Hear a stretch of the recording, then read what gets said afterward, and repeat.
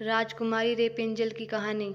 बहुत समय पहले की बात है। यूरोप महाद्वीप के जर्मनी देश में एक पति और पत्नी रहा करते थे। दोनों का एक दूसरे के सिवाय और कोई नहीं था। विवाह के कई वर्षों उपरांत भी उनकी कोई संतान नहीं हुई। समय इस प्रकार से गुजर रहा था कि अचानक एक दिन स्त्री को अपनी कोख में संतान की अनुभूति हुई और गर्भावस्था के दौरान उसको कुछ इस प्रकार महसूस हुआ कि उसको रेपेंजल नामक शाख खानी चाहिए। आसपास वह शाख कहीं भी उपलब्ध नहीं थी। पति पत्नी एक जादूगरनी के बगीचे के समीप ही रहते थे। पत्नी के मन की बात जब पति ने सुनी तो पति ने उससे वादा किया कि वह उसके लिए रेपेंजल नामक की वह शाख साथ लेकर आएगा। बगीचे में चोरी से घुसकर उसने वह शाख अपनी पत्नी के लिए तोड़ी और यह क्रम कई दिनों तक चलता रहा।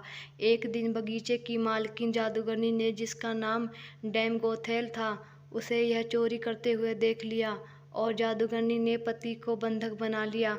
पति जादूगरनी के सामने बहुत गिड़गिड़ाया और अंततः जादूगरनी एक शर्त पर वह शाखा उसकी पत्नी के लिए देने के लिए राजी हो गई। शर्त यह थी कि संतान के जन्म के बाद वह उसे जादूगरनी को सौंप देगा। मायूस मन से पति ने उसकी वह बात मान ली और बच्चे के जन्म होते ही उसने जादूगरनी के हाथों में अपनी पुत्री को सौंप दिया। जादूगरनी ने अत्यंत मनोयोग से उसकी पुत्री का पालन पोषण किया और उसका नाम उसी शाखा के नाम पर रेपेंजल रखा। रेपेंजल एक अत्यंत रूपवती कन्या के रूप में धीरे धीरे विकसित होने लगी।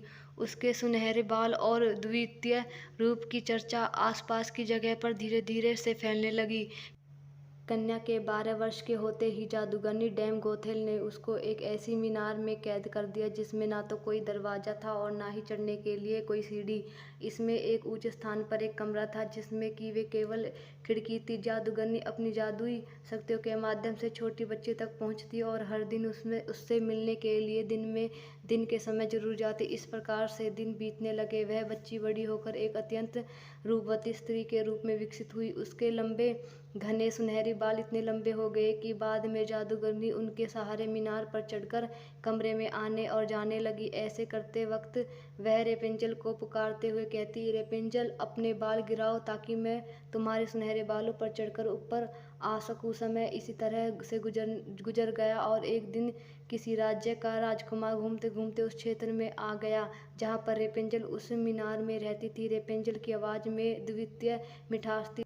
जब वह गीत गाती तो जैसे समय ठहर जाता। एक दिन राजकुमार को टहलते टहलते एक मधुर आवाज़ सुनाई पड़ी। वह आवाज़ कहाँ से आ रही है यह जानने के लिए जब राजकुमार मीनार के पास गया तो उसे दिखाई पड़ा कि एक ऊंची मीनार के ऊपर कमरे में एक सुंदर रूपवती स्त्री रहती है।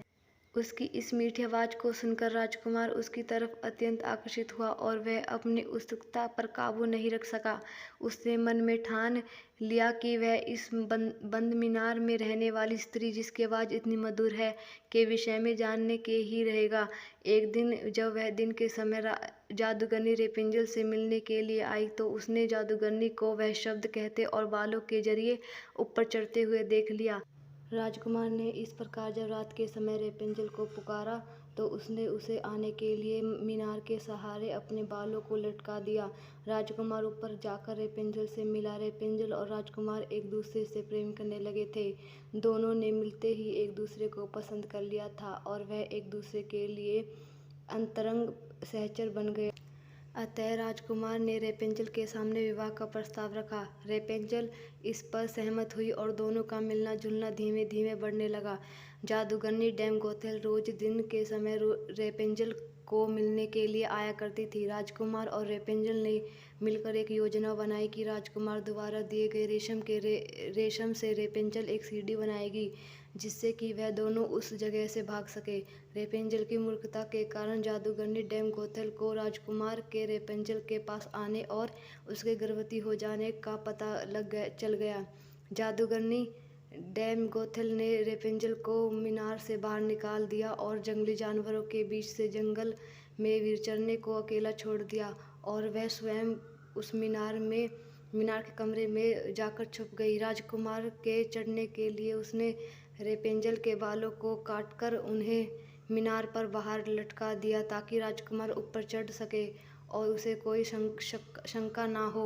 जब राजकुमार रेपेंजल से मिलने के लिए उस रात आया तो रेपेंजल की जगह जादूगरनी को पाकर वह भयभीत हो गया और मीनार से कूद पड़ा, जिससे कि नीचे पड़े कांटों से उसकी दोनों आँखों की रोशनी चली गई। जब राजकुमार नीचे गिरने लगे, उसके हाथ में रेपेंजल के कटे हुए बाल आ गए और रेपेंजल की लंबी बालों की लटा राजकुमार के साथ ही नीचे गिर गई। नीचे उतर पाने का कोई अन्य तरीका न होने के कारण जादूगरनी डैम गोथल उस मीनार में फंस गई और अतः मृत्यु को प्राप्त हुई। अपनी आंखों और अपनी प्रेमिका को खो देने के बाद राजकुमार निराश होकर अंधा होकर जगह जगह भटकने लगा। कई महीनों तक इस तरह भटकने के पश्चात वह उस क्षेत्र में जा पहुंचा जहां पर रेपेंजल बस चुकी थी।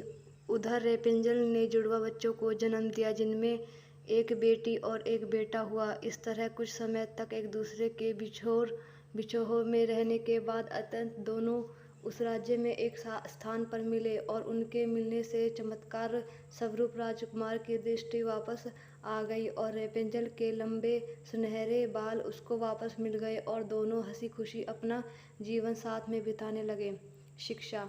इस कहानी से हमें यह शिक्षा मिलती है कि बुरे का अंत बुरा ही होता है और विश्वास के सहारे एक दिन दुनिया में सब कुछ पाया जा सकता है। जिस तरह जादूगरी गलत नियम से रेपेंजल को इतने साल कैद में रखती है, एक दिन उसे उसका दंड मिलता है और वह मारी गई। रेपेंजल ने बचपन से उम्मीद लगाई हुई थी कि उसे एक दिन कोई बचाने आएगा, उसकी खुशहाली भरी जिंदगी होगी। एक दिन उसके इस विश्वास को भगवान ने पूरा कर दिया।